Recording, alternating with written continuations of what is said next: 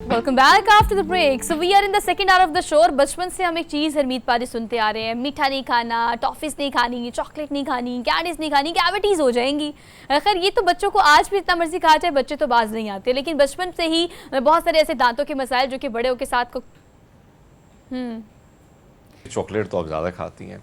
आपको कैसे पता? खवातीन में से चॉकलेट ज़्यादा खाती है, लेकिन मैं उन खवातीन में से नहीं हूँ। अच्छी और अनोखी बात यह कि मैं ज़्यादा चॉकलेट नहीं खाती, लेकिन अगर दांतों की हिफाजत की बात करें, अच्छा दांतों की हिफाजत की अगर हम बात करें ना हरमीत, आपको पता है मैंने ये बहुत कॉमन प्रैक्टिस देखी है। मुझे लगता है शो में मुझे फौरी तौर पर ये कह देना चाहिए कि इतने गलत कॉन्सेप्ट है ना हमारे, इतने गलत है कि उस गलत पे हम फिर इतने सही तरीके से सही हो जाते हैं कि हमें लगता है कि इससे अच्छा कोई बात हो ही नहीं सकती, इससे अच्छा कॉन्सेप्ट हो ही नहीं सकता।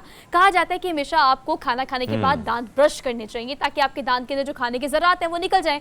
लेकिन हमारे यहाँ पे कॉमन और गलत कॉन्सेप्ट क्या है? हम सुबह सुबह उठते हैं, ब्रश करते हैं और उसके बाद नाश्ता करते हैं, काम पे चले जाते हैं और सारा दिन वो ज़रात हमारे दांतों के अंदर रहते हैं। और छोटे बच्चे क्या, बड़े भी गलती करते हैं। खैर इस तरह के और बड़े सारे मिसकंसेप्शन है जो कि हम लिए बैठे हैं। आज वो सारे मिसकंसेप्शन आपके दूर करेंगे। डेंटिस्ट क्या सजेस्ट करते हैं बच्चों, बड़ों और सारे एज ग्रुप के जो लोग होते हैं उनको दांतों की हिफाजत किस तरह से करनी चाहिए, ब्रश कैसे करना चाहिए, कौन सी टूथपेस्ट यूज करनी चाहिए, स्केलिंग पॉलिशिंग करानी चाहिए नहीं करानी चाहिए, कैविटीज और रूट कैनाल और ये सारी चीजें, ये सारे सवालों के जवाब हमें देंगी डॉक्टर हिरा नायाब जो कि डेंटिस्ट है, हमारे आज स्टूडियो में मौजूद है। आपको आज के प्रोग्राम में वेलकम कहते हैं। अस्सलाम वालेकुम डॉक्टर साहिबा। वालेकुम, कैसी हैं आप? ठीक, अल्लाह का शुक्र। Thank you so much for being here.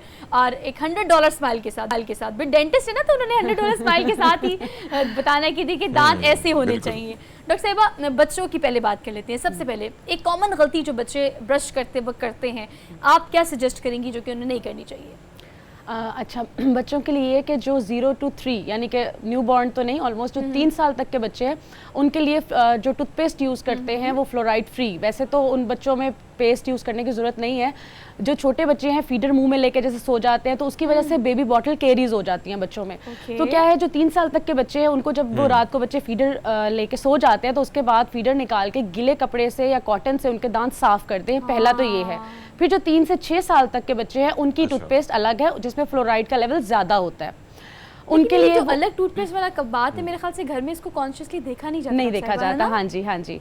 तो वो पेस्ट यूज़ करें। प्लस जो बड़ी एज के लोग हैं उनकी टूथपेस्ट डिफरेंट होती है, ठीक है। और दूसरा सबसे ज़्यादा ये होता है कि जहाँ पे आप जो बच्चे हैं जहाँ पे बड़े होते हैं वहाँ पे पानी के अंदर फ्लोराइड का लेवल भी समटाइम्स ज़्यादा होता है। तो आपने वो पानी टेस्ट करवा के ताकि फ्लोराइड का लेवल 10 mg से ज़्यादा ना हो पर डे, क्योंकि अगर फ्लोराइड का लेवल ज़्यादा हो जाएगा प्लस आप टूथपेस्ट भी फ्लोराइड वाली यूज़ कर रहे हैं तो फिर वो दांतों पर ब्राउन या वाइट स्पॉट्स हो जाते हैं जिन्हें हम फ्लोरोसिस कहते हैं। फिर उसका ट्रीटमेंट ये है कि वो दांतों को या तो ट्रिम करना पड़ता है या इस तरह से होता है। तो वो बेहतर है कि आप वहाँ आसपास जो भी पानी टेस्ट करते हैं उनसे टेस्ट करवा लें कि फ्लोराइड का लेवल आपका डेली बाकी चीज़ों के साथ 10 mg से ज़्यादा। आपको इस चीज़ को देखना चाहिए। अच्छा हरमीत पाजी जो है ना उनकी बत्तीसी भी बहुत अच्छी है, तो अगर उनसे भी उनकी दांतों का जो राज है ना वो पूछ लेते हैं। जी नहीं, वैसे मैं डॉक्टर साहिबा को देख रहा हूँ और डॉक्टर साहिबा के जो चमकते दांत हैं बड़े स्क्रीन पर बड़े अच्छे लग रहे हैं। डॉक्टर साहिबा इसमें कोई शक नहीं है कि आप जैसे आपको लोग देखते हैं या दीगर लोग को देखते हैं और सबकी ख्वाहिश होती है। फिर बहुत सारे कमर्शियल ऐसे आते हैं और उसमें माजी में हमें याद है कि एक और इश्तिहार होता था डिन टॉनिक का। अब आपसे जानना चाहेंगे, कोशिश होती है हर शख्स की कि भैया रगड़ दिया जाए और मैं तो देखता हूँ अक्सर लोग लड़ाई करने लगते हैं अपने दांतों के साथ। क्या इससे कोई चमक दमक आ जाएगी?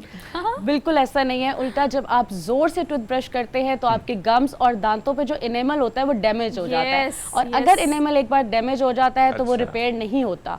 तो कभी भी आप ये मत करें कि जोर से या हार्ड टूथब्रश यूज करें। आपको सॉफ्ट ब्रिस्टल टूथब्रश लेना है। प्लस जैसे इन्होंने पहले बताया कि सुबह आपने नाश्ते के बाद ब्रश करना है, क्योंकि आप जब सारा दिन आपके फूड पार्टिकल्स स्टक नहीं रहते तो मुंह में से स्मेल नहीं आती, प्लस कैलकुलस प्लाक डिपॉजिट नहीं होता। दूसरा आपने ये करना है कि रात को सोने से पहले ब्रश करना है। उसके बाद आपने पानी के अलावा कुछ नहीं खाना पीना, क्योंकि वो जितने आवर्स की स्लीप है उसमें आपके दांतों पे फूड या कोई चीज़ नहीं रहेगी तो वो फिर बैक्टीरिया नहीं कॉज करेंगे, कैविटीज नहीं होंगी, हमारी स्मेल नहीं होगी। देखिए ना, हमने तो खाने से 1 घंटा सोने से 1 घंटा पहले हमने खाना होता है या हमने सोते सोते खाना होता है। हमारी रूटीन भी इस तरह की है ना। लेकिन चलिए कुछ ऐसी चीज़ों के बारे में बात कर लेते हैं जो कि मिसकंसेप्शन के तौर पर ली जाती है। बड़े बड़े कमर्शियल्स हैं ना, बड़ा लोग आपसे पूछते हैं कि आपकी टूथपेस्ट में नमक है, अच्छा, इस तरह की बातें ना बड़े लोग पूछते हैं। अब आपसे अगर हम दातन की बात करें, हम अगर नस्वार की बात करें, नस्वार की बात नहीं, मसवार की बात कर रही हूँ मैं, सॉरी। अच्छा, और इसके अलावा ना ये ऐसे बहुत सारे घर के टोटके भी हैं जो अम्मा जब दिखाती है ना, तो हम वो उनका और ही कॉन्सेप्ट है। फॉर एग्जांपल अगर मैं मसवाक की बात करूँ तो पूरे होंठ भी रेड हो जाते हैं, अंदर के गम्स भी रेड हो जाते हैं, सिर्फ दांत सफ़ेद हो जाते हैं।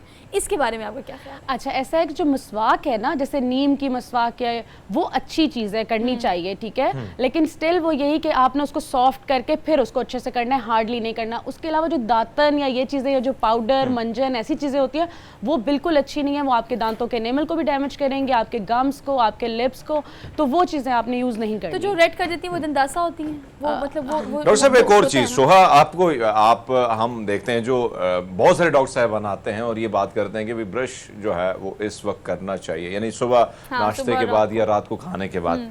लेकिन बहुत सारे लोगों का गिला होता है, हाय नाश्ता बड़ा मजे का किया है, जायका चला जाएगा। तो ये आदत कितनी जल्दी डेवलप हो सकती है अगर करना चाहे कोई तो?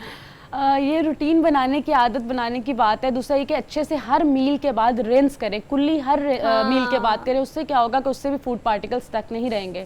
दूसरा, सिर्फ आपको क्लीनिंग में ब्रशिंग नहीं आती, ब्रशिंग आपने करनी है। उसके बाद दिन में एक दफ़ा फ्लॉस, थ्रेड मिलता है धागा, डेंटल फ्लॉस, वो दांतों के दरमियान में एक दफ़ा मस्ट है कि करें। अच्छा। प्लस टंग की क्लीनिंग, ज़बान की क्लीनिंग भी उतनी ज़रूरी है जितनी दांतों और मसूड़ों की। तो टंग पे क्लीनिंग या स्क्रैपर वो उससे भी करना है। Plus non medicated mouth wash, या जिनको ब्लड प्रेशर का इशू नहीं है तो वो गर्म पानी में नमक डाल के ऑल्टरनेट डेज पे उससे भी अच्छी तरह रिंस कर सकते हैं। अच्छा, घर के टोटों की जब हम बात कर रहे हैं तो आपको पता है बहुत सारे इलाकों में आज भी, जहाँ मैंने जब विजिट किया है, तो नमक के साथ अक्सर औकात ना ब्रश कर रहे होते हैं। अगर टूथपेस्ट नहीं है, आप किसी ऐसी जगह पे हो या फिर घर में कोई इस तरह की है, तो आपको क्या चीज़ें इस्तेमाल करनी चाहिए ब्रश के साथ? आप नमक के साथ थोड़ा सा ऑयल लगा के उससे कर सकते हैं, लेकिन बहुत ज़्यादा नहीं करना। फिर वही बात है कि इनेमल डैमेज हो जाता है उससे ज़्यादा, बहुत ज़्यादा अगर आप यूज़ करेंगे तो। और ये कि आप उसके साथ ऑयल लगा के उसको यूज़ कर सकते हैं। अच्छा, एक और चीज़, बड़ा एक पहले से सवाल है और बड़ा सादा सा सवाल है, लेकिन मुझे लगता है इसको एलेबोरेट करना शायद थोड़ा सा मुश्किल हो जाए। ब्रश करने का सही तरीका क्या है? ठीक है, देखिए टाइमिंग्स बड़ी मैटर करती हैं। बाजू का तो आप ऐसे ऐसे ऐसे ऐसे दांत मार रहे होते हैं, बाजू का कहा जाता है, डॉक्टर्स कहते हैं कि फॉर एग्जांपल अगर ये आपके दांत है तो आपने ऐसे ऐसे राउंड शेप में ना ब्रश करना होता है। तरीका क्या है ब्रश का? ठीक है, अच्छा, पहले तो मैंने आपको बता दिया कि सॉफ्ट ब्रिस्टल टूथब्रश होना चाहिए, ठीक है, और हार्ड नहीं होना चाहिए। अच्छा, अब एक होता है मैनुअल और एक दूसरा तो इलेक्ट्रिक में ये कि इलेक्ट्रिक वैसे सबसे बेस्ट है अगर आप यूज़ करें, बट स्टिल के वो कॉस्टली बहुत ज़्यादा हो जाता है, प्लस उसका हेड बार बार चेंज करवाना पड़ता है, तो वो बहुत ज़्यादा कॉस्टली हो जाता है। इसलिए आप मैनुअल टूथब्रशिंग भी कर सकते हैं, लेकिन तरीका आपका ठीक होना चाहिए।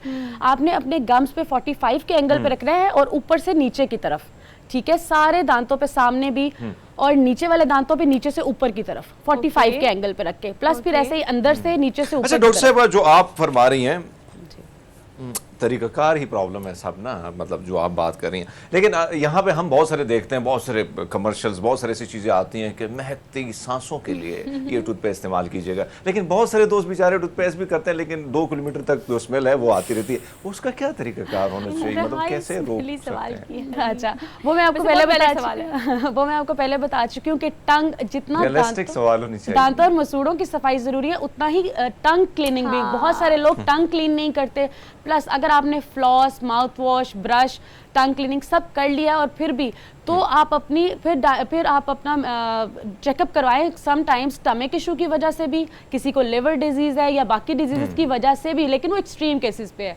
सबसे पहले तो लोग ना ब्रशिंग टेक्निक से ही करते हैं, फिर एटलीस्ट 2 मिनट्स आपको डेली ब्रशिंग को देने हैं पर